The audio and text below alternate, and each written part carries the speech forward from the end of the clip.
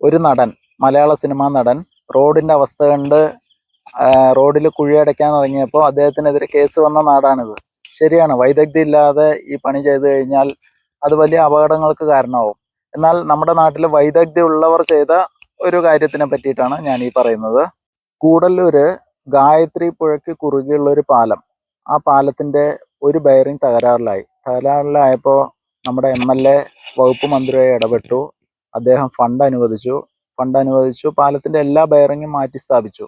എന്നാൽ മാറ്റി സ്ഥാപിച്ചു കഴിഞ്ഞപ്പോൾ റോഡും പാലവും തമ്മിലുള്ള ഒരു നിരപ്പ് വ്യത്യാസം വന്നപ്പോൾ ഈ വൈദഗ്ധ്യമുള്ളവർ എന്ത് ചെയ്തെന്ന് വെച്ചാൽ അത് കോൺക്രീറ്റ് ചെയ്ത് ഭംഗിയാക്കി അവർ പോയി.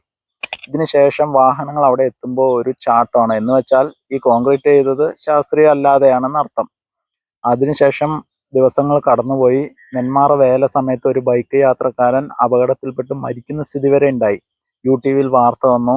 ഞാനടക്കം ഒരു വീഡിയോ കൂടി ചെയ്തതാണ്, നിങ്ങൾ കണ്ടു കാണും. ഇപ്പം അത് പരിഹരിച്ചിട്ടുണ്ട്.